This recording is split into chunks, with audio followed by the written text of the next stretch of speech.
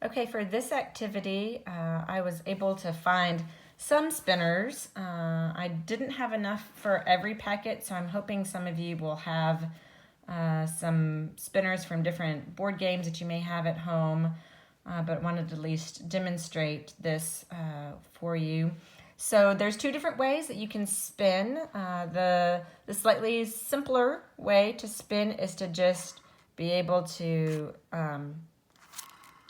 move the spinner just with your pointer finger, again working on that isolating one finger at a time and just spinning it this way. The more challenging way is to be able to flick the spinner. So you're going to have your pointer finger on your thumb and then just flicking it this way. So again, if you want to try and up the challenge level, that's another way to do it. And so then once your spinner is landed on a number, you can then use, again, these little game tokens.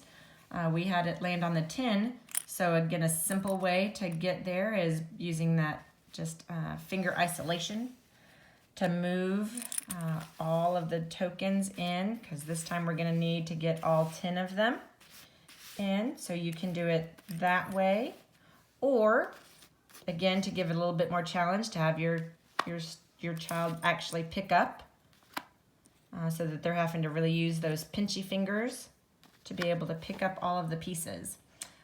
So that's one activity you can do with it. You can also take turns and you spin and then have your child spin and remember which number each of you got.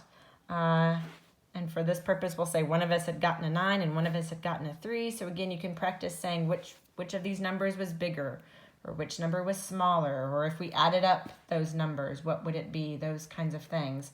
So again, working on this one with spinning and then actually being able to move pieces into place based on what our spin was.